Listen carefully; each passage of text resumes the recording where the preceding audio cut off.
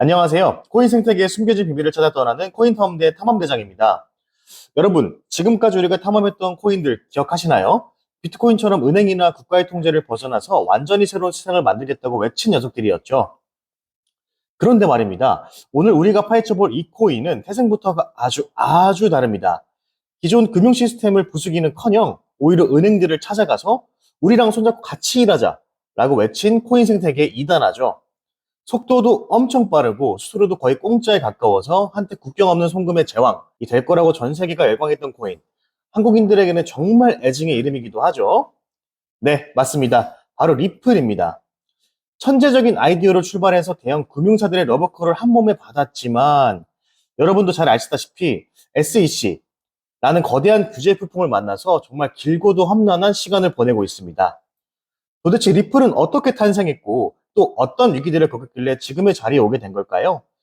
그리고 이 기나긴 싸움의 끝에는 과연 어떤 미래가 기다리고 있을까요? 오늘 저와 함께 리플의 롤러코스터 같은 역사 속으로 낱낱이 파헤쳐보러 가시죠. 준비되셨나요? 코인 탐험대, 지금 바로 리플의 세계로 출발합니다. 여러분, 우리가 흔히 거래소에서 나 오늘 리플 샀어, 리플 떡상 가자 라고 외칠 때 부르는 그 이름, 사실 정확히 따지면 절반만 맞는 말입니다. 리플은 엄밀히 말하면 코인 이름이 아니에요. 미국에 있는 회사 이름이자 그들이 만든 엄청나게 빠른 글로벌 결제 네트워크 시스템 자체를 뜻합니다. 그리고 리플이라는 거대한 고속도로 위를 쌩쌩 달리는 자동차, 즉 우리가 투자하는 암호화폐의 진짜 이름이 바로 리플인 거죠. 비트코인이 은행? 다 필요 없어. 우리 개인들끼리 알아서 거래할 거야 라고 외치며 탄생했다면 리플의 마인드는 완전히 정반대입니다. 리플은 오히려 양복을 쫙 빼입고 은행문을 두드리며 이렇게 말합니다. 전 세계 은행장님들, 해외로 돈 한번 보낼 때 며칠씩 걸리고 수수료 떼는 거 답답하셨죠? 저희 시스템을 쓰시면 단 3, 5초 만에, 그것도 10원도 안 되는 엄청나게 싼 수수료로 지구 반대편까지 돈을 쏴드릴 수 있습니다. 맞습니다. 리플은 기존의 느리고 비싼 국제송금 시스템인 스위프트를 완전히 대체하겠다는 어마어마한 야망을 품고 태어난 은행들을 위한 코인입니다. 개인이 아니라 거대한 금융기관들을 타겟으로 삼았기 때문에 태생부터 스케일이 달랐던 거죠. 기존 시스템을 파괴하는 대신 그 안으로 깊숙이 침투해 혁신을 일으키려 했더니 똑똑하고 독특한 코인. 과연 대체 왜 이런 생각을 하게 된 걸까요? 여러분, 혹시 해외에 있는 가족이나 친구에게 돈을 보내보신 적 있으신가요? 아니면 해외 직구로 물건을 살 때 은행 송금을 해보셨다면 아실 겁니다. 이게 얼마나 속 터지는 일인지 말이죠. 우리가 한국에서 미국으로 돈을 보낸다고 쳐볼까요? 그냥 뿅 하고 한 번에 가는 게 아닙니다. 중간에 여러 중개은행들을 거쳐야 해요. 이걸 기존 금융권에서는 스위프트망이라고 부르는데요. 쉽게 말해 내 돈이 한국은행을 출발해서 A은행을 거치고 B은행을 거치고 C은행을 거쳐서 비로소 미국에 있는 친구 통장에 꽂히는 겁니다. 이러다 보니 문제가 뭘까요? 첫째, 시간이 너무 오래 걸립니다. 빠르면 2, 3일, 길면 일주일도 넘게 걸려요. 둘째, 은행을 거칠 때마다 이분들이 공짜로 일해주나요? 아니죠. 수수료를 계속 떼어갑니다. 100만 원 보냈는데 수수료 떼고 나면 막상 도착하는 돈은 확 줄어들어 있는 그야말로 수수료 폭탄을 맞게 되는 겁니다. 게다가 중간에 전산으로라도 나면 내 돈이 지금 태평양 한가운데 떠 있는지 어디에 멈춰 있는지 확인하기도 엄청나게 어렵습니다. 전 세계가 인터넷으로 1초 만에 연결되는 21세기에 돈이 이동하는 속도는 아직도 1970년대 마차를 타고 다니는 수준이었던 거죠. 바로 이때 이 답답한 금융 생태계의 구원자처럼 등장한 녀석이 바로 리플입니다. 리플은 이렇게 외쳤죠. 복잡한 중개은행들 다 비켜. 우리가 만든 고속도로를 타면 한국의 원화를 리플로 바로 바꿔서 미국으로 쏜 다음 그걸 다시 달러로 바꾸는데 딱 3초에서 5초면 끝납니다. 게다가 수수료는요. 거의 0원에 가깝습니다. 은행 입장에서는 비용은 확 줄이고 고객 만족도는 미친 듯이 올릴 수 있는 그야말로 마법 같은 시스템이었던 거죠. 전 세계 금융기관들이 이 소식을 듣고 리플에게 열광하기 시작한 건 어찌 보면 당연한 일이었습니다. 자, 그럼 이렇게 완벽해 보이는 아이디어는 도대체 누구의 머리에서 나온 걸까요? 코인계 아웃사이더이자 천재들이 모인 리플의 초기 탄생 스토리 바로 파헤쳐 보겠습니다. 여러분, 비트코인 하면 누가 떠오르시나요? 네, 얼굴도 국적도 모르는 사토시 나가모토죠. 이메일만 남기고 혼인에 사라진 신비주의 개발자. 근데 리플은요? 아주 명확한 얼굴과 간판이 있습니다. 신비주의? 그런 거 없습니다. 초기 아이디어를 낸 라이언 푸거를 시작으로 천재 개발자 제드 맥케일럽, 비즈니스의 달인 크리스 라슨이 합류하면서 리플랩스라는 번듯한 주식회사가 탄생하게 됩니다. 현재는 우리가 기사에서 자주 보는 그 수염난 아저씨 브래드 갈링하우스가 CEO를 맡고 있죠. 미국 샌프란시스코에 본사를 둔 아주 멀쩡하고 덩치 큰 IT 기업입니다. 여기서 오늘 핵심 질문 나갑니다. 집중하세요. 도대체 탈중앙화를 그렇게 외치는 코인판에서 회사가 존재한다는 게 왜 그렇게 중요할까요? 입장을 바꿔서 여러분들이 보수적인 글로벌 은행 회장님이라고 생각을 해보세요. 수조 원의 고객 돈을 해외로 보내야 되는데 주인이 누군지도 모르고 서버가 어디 있는지도 모르는 비트코인 시스템에 그 큰 돈을 덥석 맡길 수 있을까요? 만약 전산으로 돈이 증발하면 누구한테 따지죠? 사토시 나가모토한테 이메일 보낼 건가요? 절대 불가능하죠. 하지만 리플은 다릅니다. 리플랩스라는 회사의 엘리트 직원들이 정장을 쫙 빼입고 직접 은행을 찾아갑니다. 프레젠테이션을 하고 정식으로 파트너십 계약을 맺고 은행 전산망에 시스템을 쫙 깔아줍니다. 게다가 쓰다가 에러가 나면 전화 한 통이면 본사에서 AS까지 확실하게 해주는 겁니다. 기존 은행과 금융권 입장에선 이보다 더 든든하고 신뢰가는 파트너가 없는 거죠. 즉 회사가 존재한다는 사실 자체가 보수적인 제도권 금융의 문을 열고 들어가기 위한 리플의 최고 무기였던 겁니다. 그런데 여러분, 이 완벽해 보이던 중앙화된 회사라는 강력한 무기가 훗날 리플의 목에 칼을 겨누는 치명적인 양날의 검이 될 줄은 이때는 아무도 몰랐습니다. 회사가 코인을 쥐고 있다는 이 사실 하나 때문에 리플은 코인 역사상 가장 끔찍한 지옥을 맛보게 되거든요. 리플랩스라는 든든한 회사가 뒤에 버티고 있다는 건 알겠습니다. 그럼 도대체 기술적으로 어떻게 생겨먹었길래 전 세계는 그리 반할 만큼 빠르다고 자랑하는 걸까요? 여기서 비트코인과 리플의 운명을 가르는 결정적인 차이가 나옵니다. 비트코인은 전 세계 누구나 참여해서 복잡한 수학 문제를 푸는 채굴 과정을 거쳐야 거래가 승인되죠. 호환성은 최고지만 한 번 돈을 보낼 때 짧아도 10분, 길면 1시간씩 걸리는 이유가 바로 이겁니다. 수수료도 비싸고요. 근데 리플은요, 채굴? 그런 거 아예 없습니다. 대신 리플 생태계에는 리플랩스라는 회사가 이 사람들은 믿을만해 라고 미리 검증해둔 소수의 대표자들이 존재합니다. 우리가 돈을 보내면 이 대표자들이 모여서 장부를 봅니다. A가 B한테 100리플 보냈는데 다들 문제 없지? 오케이, 통과. 이렇게 자기들끼리 다수결 투표로 순식간에 거래를 확정 지어버립니다. 이 과정을 거치는데 걸리는 시간이 단 3초에서 5초, 10원도 안 되는 수수료로 지구 반대편까지 돈이 꽂히는 겁니다. 전기를 낭비하는 채굴도 없으니 친환경적이기까지 하죠. 와, 빠르고 싸고 환경에도 좋네. 완벽한 거 아니야? 라고 생각하실 수도 있지만 바로 이 구조 때문에 암호화폐 생태계에서 리플을 향한 엄청난 비난과 논쟁이 터져 나옵니다. 기존 코인 순수주의자들이 리플을 보면서 이렇게 삿대질하기 시작한 거죠. 야, 그게 무슨 블록체인이야. 누구나 참여할 수 있어야지. 결국 리플랩스라는 회사가 찍어준 소수의 사람들끼리만 밀실에서 장부를 검사하는 거잖아. 게다가 더 큰 문제는 전체 XRP 코인 발행량 1000억 개 중에서 절반이 넘는 엄청난 물량을 리플 회사가 자기들 금고에 꽉 쥐고 있다는 사실이었습니다. 이건 혁신적인 탈중앙화 코인이 아니라 그냥 빠른 은행 데이터베이스랑 다를 게 뭐야? 회사가 맘먹고 물량 던지면 가격 폭락하는 거 아니야? 맞습니다. 리플은 기존 금융권과 어울리기 위해 효율성과 속도를 선택했지만 그 대가로 코인의 핵심 가치인 탈중앙화를 포기했다. 이 꼬리표를 달게 된 겁니다. 이 중앙화 논란은 리플이 탄생한 직후부터 지금까지도 징글징글하게 따라다니는 가장 큰 리플의 아킬레스건이죠. 자, 그럼 리플이 언제부터 우리네 일상 속 희망 고문의 대명사가 됐느냐?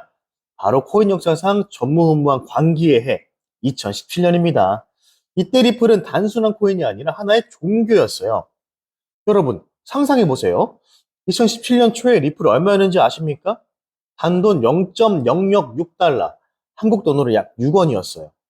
껌한 통 못 사죠? 근데 말입니다. 이게 연말에 어떻게 됐냐? 무려 3,800원을 찍어버립니다. 수익률로 따지면 6만 퍼가 넘어요. 100만 원 넣어놨으면 6억이 됐다는 소리입니다. 이쯤 되면 눈 안 돌아갈 사람이 있겠습니까? 전 세계 개미들이 리플의 미친 속도와 은행 파트너십 뉴스에 취해서 너도 나도 달려들었죠. 하지만 빛이 강하면 그림자도 깊은 법. 이때 그 유명한 전설의 단어가 탄생합니다. 리또속, 리플에 또속나는 말이죠. 천당 구경시켜주더니 순식간에 지옥행 급행열차를 태워버린 거죠. 리플은 이때부터 가장 사랑받으면서 가장 증오받는 코인이라는 기묘한 타이틀을 달게 됩니다. 도대체 리플은 왜 이렇게 사람들을 들었다 놨다 하는 걸까요? 앞서 우리가 살펴본 리플의 특징들을 쫙 모아볼까요? 첫째, 리플랩스라는 아주 뚜렷한 실체가 있는 회사가 만들었다. 둘째, 전체 발행량 1000억 개 중에서 절반이 넘는 어마어마한 물량을 회사가 꽉 쥐고 있다. 셋째, 이 회사가 전 세계 은행들을 상대로 열심히 영업을 뛰면서 생태계를 키워나가고 있다. 여러분, 이 세 가지 특징을 듣고 나면 어떤 생각이 드시나요? 일반적인 비트코인 같은 암호화폐보다는 왠지 실리콘밸리의 유망한 IT 기업 주식 같지 않나요? 바로 여기서 리플의 가장 큰 딜레마이자 피할 수 없는 숙명이 시작됩니다. 바로 이 녀석의 정체가 도대체 뭐냐? 본질적인 질문이 나오게 됩니다. 자, 우리가 흔히 코인이라고 부르는 것들은 비트코인처럼 일종의 디지털 상품이나 화폐로 취급받고 싶어 합니다. 왜냐고요? 그래야 규제 덜 받고 거래소에서 전 세계 누구나 자유롭게 사고 팔 수 있으니까요. 근데 만약에 리플을 꼭 이렇게 판단해버리면 어떻게 될까요? 잠깐, 이거 투자자들이 리플 회사가 일절에서 가격 올려줄 거라고 믿고 돈 주고 산 거잖아? 그럼 이거 화폐가 아니라 니네 회사 주식이랑 똑같은 거 아니야? 이게 왜 무서운 얘기냐면요. 리플이 만약 증권으로 분류되어 버리면 완전히 철퇴를 맞는 겁니다. 주식 시장이 그 엄청나게 깐깐한 법과 규제를 전부 다 지켜야 되거든요. 게다가 그동안 일반 코인 거래소에서 자유롭게 팔았던 것들이 전부 불법 증권 판매가 되어버리는 어마어마한 사태가 벌어집니다. 리플은 태생부터 기존 금융권과 친해지기 위해 회사란 형태를 취했고 그 덕분에 엄청난 전성기를 누렸습니다. 하지만 그 장점이 부메랑이 되어서 너희는 코인이 아니라 증권이다 라는 의심을 계속 키워오고 있었던 거죠. 결국 이 불안한 줄타기는 2020년 겨울 미국 자본시장에 가장 무시무시한 저승사자를 깨우게 됩니다. 2020년 12월 전 세계가 크리스마스를 앞두고 들떠있던 연말이었습니다. 리플 홀더들도 산타랠리를 기대하며 행복한 꿈을 꾸고 있었죠. 그런데 그 평화로운 크리스마스 이브 직전 미국 자본시장의 절대 권력이자 저승사자를 부리는 SEC, 미국 증권거래위원회가 리플랩스를 상대로 무시무시한 소장을 날려버립니다. 코인판 전체를 발칵 뒤집어 놓은 핵폭탄이 떨어진 거죠. SEC 주장은 아주 단호하고 뼈아팠습니다. 야, 리플, 너네 그거 코인 아니잖아. 니네 회사가 허공에서 1000억 개 찍어내서 투자자들한테 팔아먹은 너네 회사 주식이잖아. 너희들이 은행이랑 계약 맺고 일 열심히 해서 가격 올려줄 거라고 믿고 사람들이 산 건데 왜 우리한테 허락도 안 받고 13억 달러 불법으로 팔았어? 이게 바로 그 유명한 미등록 증권 판매 소송의 시작이었습니다. 이 소식이 전해지자 시장은 어떻게 됐을까요? 그야말로 아비규환이었습니다. 만약 SEC 말대로 리플이 증권으로 판결을 하면 코인 거래소들은 불법 주식을 팔아준 꼴이 되니까요.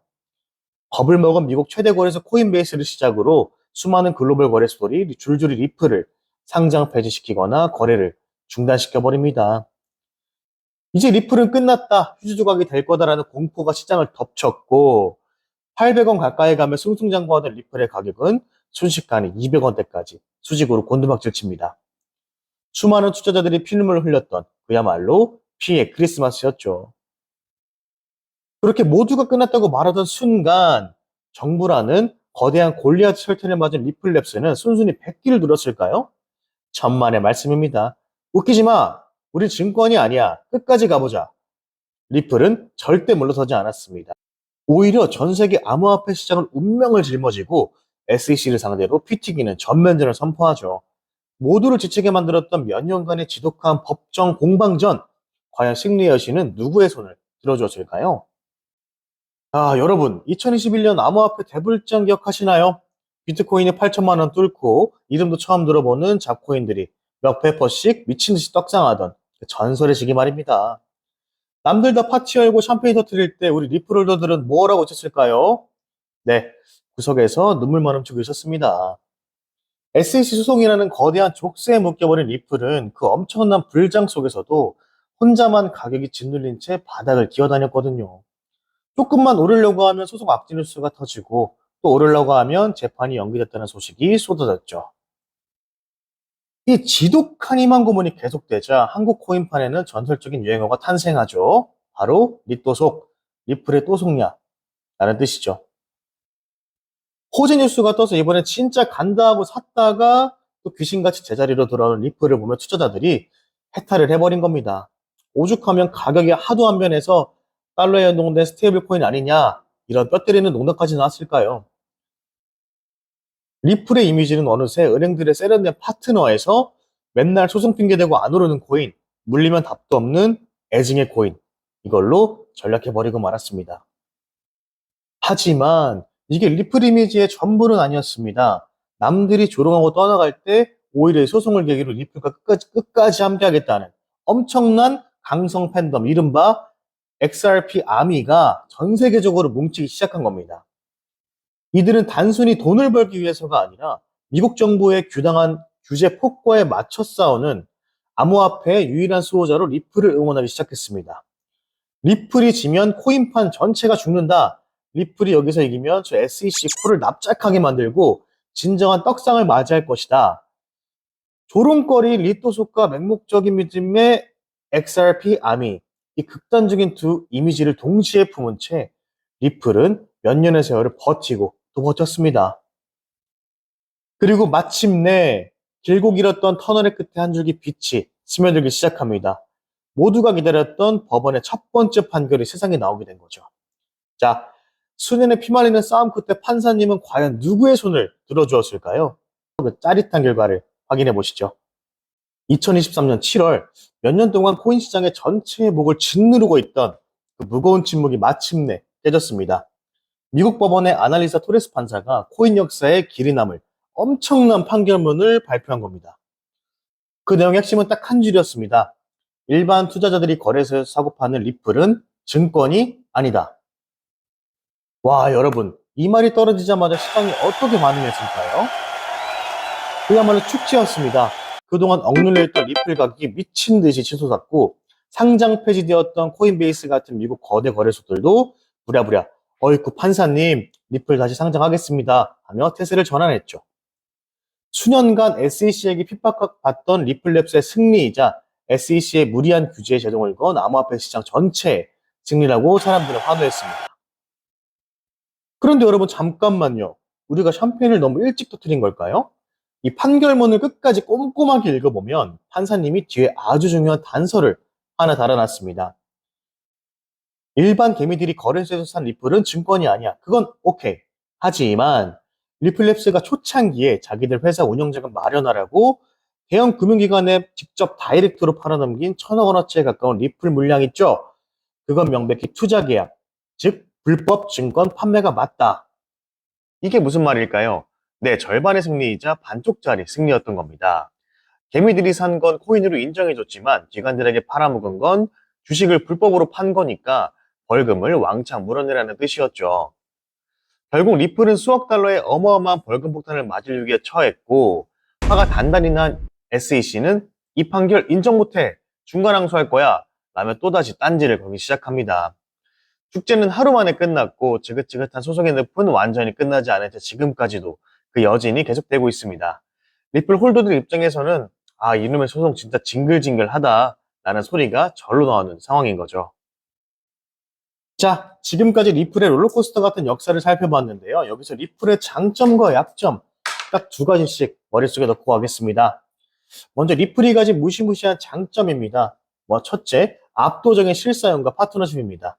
여러분, 시중에 나와 있는 수만 개의 코인 중에 진짜로 현실 세계에서 글로벌 은행들이 돈을 벌여서 쓰는 코인이 몇 개나 될까요? 거의 없습니다. 리플은 허황된 꿈을 파는 게 아니라 든든한 리플랩스를 등에 업고 실제로 전 세계 금융기관들과 손잡고 쌩쌩 달리고 있는 실체가 있는 코인이라는 점이죠. 둘째, 미친 속도와 거의 공짜에 가까운 수수료입니다. 비트코인 전송하다가 속 터져 보신 분들 리플 한번 써보시면 절대 못 돌아갑니다. 단 3초면 지구 반대편으로 돈이 꽂히니까요. 암호화폐 전송의 고속도로 톨게이트 같은 필수제 역할을 확실히 잡고 있는 겁니다. 하지만 빛이 강하면 그림자도 짙은 법이죠. 리플 홀더들은 피눈물 나게 만드는 약점, 이것도 명확합니다. 첫째, 영원한 아킬레스건, 중앙화와 에스크로 물량입니다. 리플랩스가 전체 코인의 절반 이상을 쥐고 있다고 했죠. 이 회사가 매달 금고에서 엄청난 양의 리플을 시장에 풉니다. 투자자들 입장에서는 어떨까요? 아니, 내가 사서 가격 좀 올리려고 하면 회사가 물량을 던져가지고 가격을 누르네? 라는 원성이 자자할 수밖에 없는 겁니다. 코인판에서 가장 치명적인 인플레이션 억제기가 회사 안에 있는 점이죠. 둘째, 아직도 발목 잡고 있는 규제 리스크와 리또속 이미지입니다. 소송에서는 이겼다 하지만 완벽한 승리가 아니었고 SEC의 항소 위협은 여전히 진행형입니다. 게다가 오랜 기간 짓눌린 가격 때문에 대중들에게는 리플은 무거워서 절대 안 오른다 라는 무의식적인 불신이 확 바뀌어버렸습니다. 이 무거운 꼬리표를 떼어내는 게 리플의 가장 큰 숙제입니다. 가장 현실적인 쓸모가 있지만 동시에 가장 무거운 족쇄를 차고 있는 코인. 이게 바로 현재 리플의 냉정한 성적표입니다. 여러분, 오늘 탐험의 결론을 내려보겠습니다. 비트코인이 기존 금융 시스템 무너뜨리고 새로운 세상을 만들고자 했던 뜨거운 혁명가였다면 리플은 철저하게 현실을 직시하고 은행들과 손을 잡은 차가운 실용주의자입니다. 탈중앙화라는 코인의 낭만을 버렸다고 욕을 먹었지만 그 대가로 가장 빠르고 가장 싸고 가장 현실적으로 쓰이는 시스템을 구축했죠. 심지어 SEC라는 미국 정부의 무시무시한 규제폭탄을 온몸으로 맞으면서도 끝끝내 살아남아서 암호화폐와 제도권 금융을 이어주는 가장 거대한 다리 역할을 하고 있습니다. 우리 같은 투자자 입장에서 리플은 정말 요리하기 힘든 녀석입니다. 회사가 던지는 에스크로 물량 때문에 차트는 한없이 무겁고 SEC 소속 뉴스 한 줄에 위아래로 미친 듯이 꼬리를 달며 개미들을 털어냅니다. 감으로 투자했다가 고점에 물려서 피눈물 흘리는 코인 1위. 그래서 리또속이라는 뼈아픈 유형일까지 생겼죠. 망망대해가 드니 코인판에서 살아남으려면 우리에겐 정확한 나침반이 필요합니다. 바로 고야 차트 말이죠. 고야 차트는 복잡한 보조지표를 보면 머리 싸맬 필요 없이 세력의 자금 흐름과 추세 전환을 기가 막히게 포착해서 명확한 타점을 알려줍니다. 언제 진입해야 할지, 언제 도망쳐야 할지 색깔과 시그널로 직관적으로 보여주니까요. 리플이 바닥을 다지고 진짜 출발하려는 그 찐 반등의 순간 고야 차트와 함께라면 더 이상 리또속 당하며 고통받을 일은 없을 겁니다. 자, 현실과 타협하며 독자적인 길을 개척한 실용주의자 리플. 이 녀석의 다음 행보가 궁금하시다면 그리고 남들보다 한 발 앞서 정확한 타점을 잡고 싶으시다면 지금 바로 고야 차트를 경험해 보시기 바랍니다. 최첨단 나침반을 소개합니다. 바로 인공지능이 시장을 먼저 읽어주는 고야 차트입니다. 이 거친 시장에서 감으로만 항해하시겠습니까? 아니면 고도로 훈련된 AI의 눈을 빌리시겠습니까? 고야 차트는 차트가 요동치기 전 AI가 먼저 움직임을 포착해 알려줍니다. 올라갈 때는 LL, 내려갈 때는 SS, 시그널을 직관적으로 딱 띄워주죠. 놀라운 건 이 시그널이 차트보다 먼저 신호를 준다는 겁니다. AI가 예측하고 신호를 주면 차트가 그 뒤를 따라가는 짜릿한 정확도. 이것이야말로 여러분들이 이 험난한 코인 바다에서 보물을 캐내 생존할 수 있는 가장 강력한 무기가 될 것입니다. 자, 이제 지도와 나침반은 모두 준비되었습니다. 남은 건 여러분의 용기 있는 선택뿐입니다. 오늘의 탐험이 여러분들의 투자 인생에 커다란 이정표가 되었길 바랍니다. 구독과 좋아요는 탐험대의 보급품이 됩니다. 그럼 다음 보물 지도를 찾을 때까지 모두 안전하게 성불하십시오. 탐험 종료하겠습니다. 감사합니다. 코인 역사에는 수많은 사건과 사고가 있었고 그 사건들이 지금의 시장을 만들었습니다. 코인 탐험대에서는 코인 역사 속 실체 사건들을 하나씩 지도 위에 올려보겠습니다. 오늘 탐험은 여기까지.